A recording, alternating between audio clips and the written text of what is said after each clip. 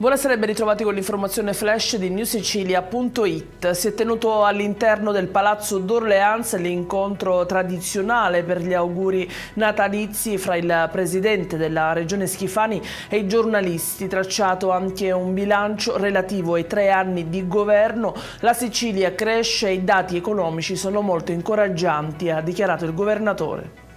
E sempre oggi si è riunita la giunta regionale per il via libera alle nomine dei 2 manager della sanità siciliana nominati Alberto Firenze come direttore generale dell'ASP di Palermo e Giorgio Giulio Santonocito come direttore generale del Policlinico di Catania.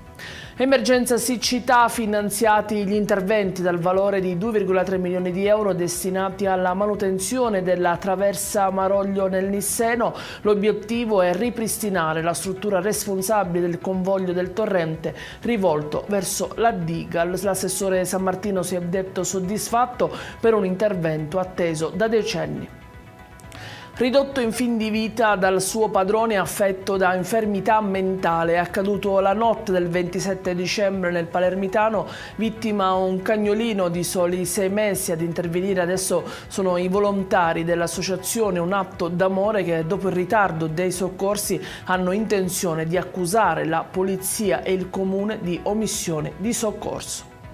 È in chiusura il meteo, diramata per domani un'allerta gialla in alcune province per possibili piogge nel pomeriggio. Il tempo si manterrà stabile al mattino, un peggioramento è previsto invece il giorno di San Silvestro con un netto calo delle temperature.